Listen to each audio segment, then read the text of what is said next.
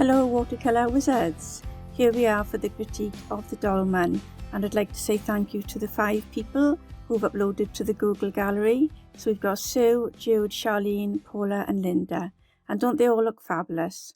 All of you have chosen 4 unique colours and you've worked out a way of painting it yourself without me telling you what colour to mix for shadows, etc, etc. So well done. Now this month we've got Paula and Jude and Linda for the critiques. So if you're sitting comfortably, we'll begin. So first of all, we've got Paula's Dolmen, and it is an absolutely beautiful golden painting, isn't it? And this is what I've said about Paula's painting. Striking sun-glowed dolmen with touches of green and brown. I feel the sunlight glancing off the stone feet in places gives it a sort of spiritual feel, sort of sacred feel, especially that golden shining colour, you know. And I feel there's superb use of tonal range within each of the hues as well. I admire the vast array of contrast, both in texture, colour and tone across the stones. It's an enjoyable painting to look at with these layers of contrast. It's a feast for the eyes, isn't it really? Going from really pale to really, really dark. Yet the dolmen holds together due to echoing of colours and surface texture effects. I love how you have worked on the far left leg to create creases and scathing marks that evoke stone. And the smooth way then you've anchored the stone into the field stones on the ground with that dark area at far left. I think that's a lovely touch. Then the touch of pure green gold in the foreground, echoed subtly in that far top left tip of the capstone, is really lovely. And I think it sort of makes your eye travel through the painting, through this myriad hues of very pale yellow golds, through to those darkest chocolatey browns right under the image. So now if we look at the grayscale, Paula, okay, and basically the tones do the talking again, don't they? And they explain perfectly the forms and structure without the distraction of colours. So we can easily see all those light caught areas and the really strong shadows, giving us a lovely readable form that you could read from across the room. It's just brilliant. So now let's go down to the posterized grayscale. And I think finally the posterized image of 5 tones. By the way, I went for 5 tones this time because I felt 3 tones didn't give us enough meat to talk about really. So these 5 tones shows a clear rendering of the stones that you've done in watercolour, Paula.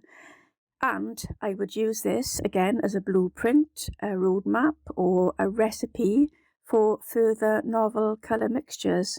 You know, pick another 4 colours at random and then just be guided by this wonderful blueprint, which is the result of your watercolour painting, and paint the scene again and again.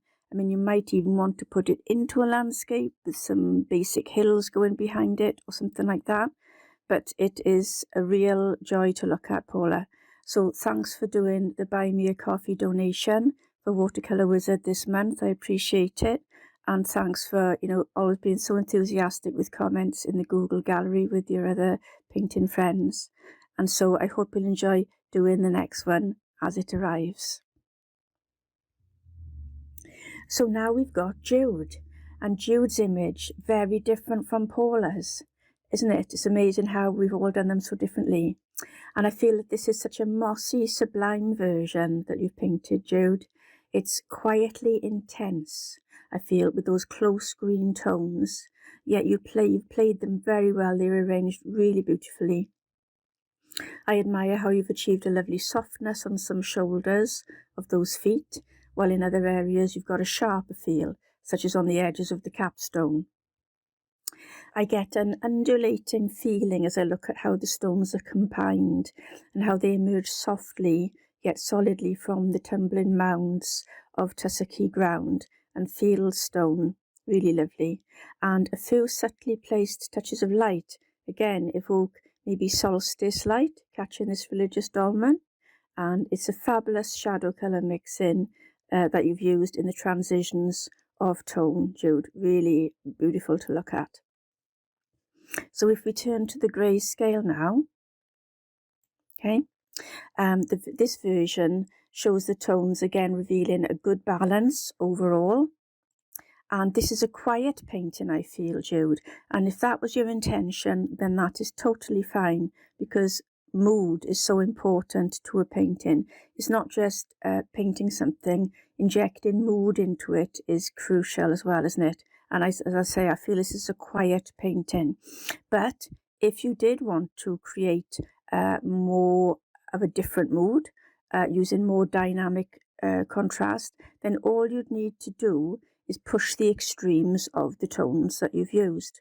So going back to almost the white of the paper for highlights, and going even darker in some areas for some really killer shadows.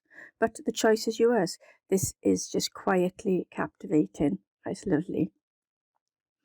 And finally, Jude, let's have a look at the posterized grayscale. Again, as with Paula's, I've used 5 tones because I felt that 3 tones just wasn't enough.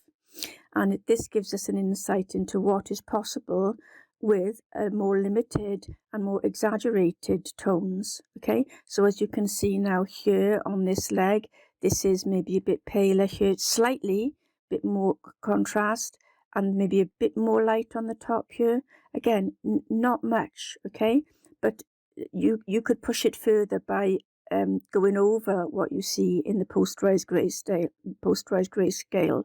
You know, for example, see this dark here, you could extend it further, and you could go almost to black in the crease on this sunlit area here on the left. You could highlight it even further, you know, and this one maybe.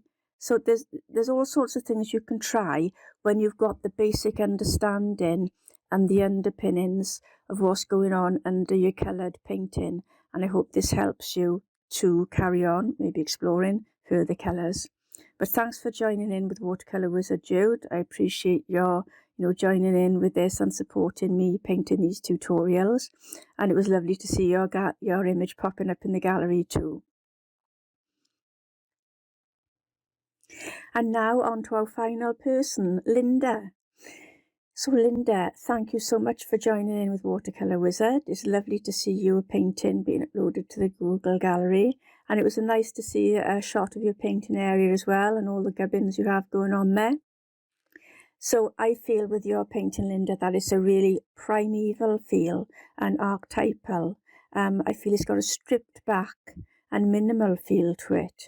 And that evokes this Neolithic vibe, due to close colour variations and simple formwork and contrast, especially near the ground feet junction, where the stones are rising out of the ground. It's almost indiscernible in places, and it gives it a really anchored, solid look there.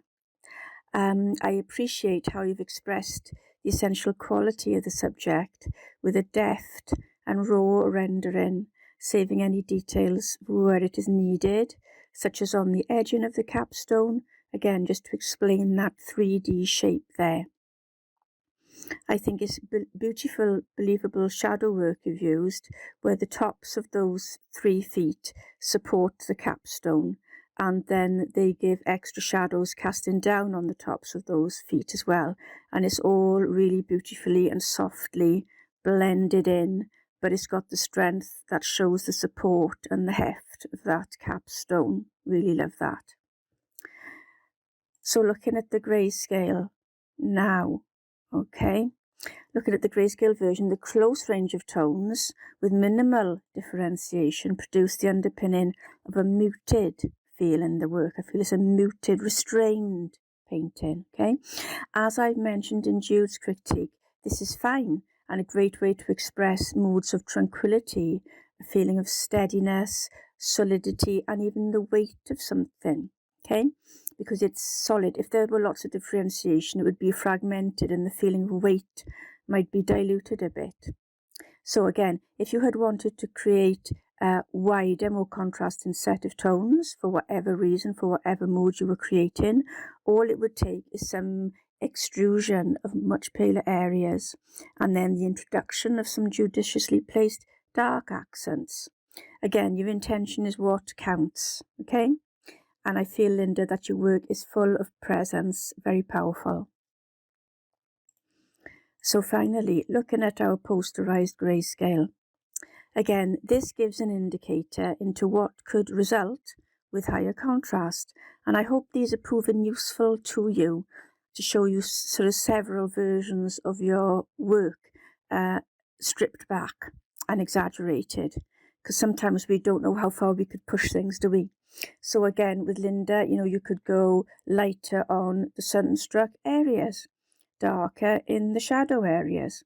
And it all adds to more contrast, and changes in contrast affect the mood of a painting. Okay? So once again, thanks for supporting me, Linda, with your donation. And we hope that everybody has enjoyed, the sort of bit of camaraderie that's on the Google Gallery when you comment on other people's work. It's really, really nice. So I hope you're looking out for the next one, which is coming out on Friday, the 8th of March. And if you're viewing this video and you haven't participated so far, then you're very welcome to enjoy these videos. And if you do want to participate, just click the link in the description and you'll be taken to one of my previous Watercolour Wizard 2 videos, so that you can have a go. Because no matter which watercolour video you choose to do the work from, you can always submit it each month when you buy a paint along pack. So you could submit the mushroom, for example, next month, or you could submit the heron the month after. It doesn't matter. If you've paid a donation for the month, that entitles you to one entry of any of my Watercolour Wizards, and you will be in the draw to have a critique such as these 3 painters have had today. Plus there's other prizes of a magazine PDF or an animal printable PDF. Thanks everybody for watching. If you feel like subscribing, if you haven't already, please could you click the subscribe button and then click the grey bell, the dark grey bell, so that you'll get notifications. Also, if you feel like clicking a like, that does help. And if you even would leave a comment, this all gives my channel a lot more sort of kudos in the eyes of YouTube, and it does help me be able to carry on doing this work. Thanks everybody, and enjoy your watercolour painting.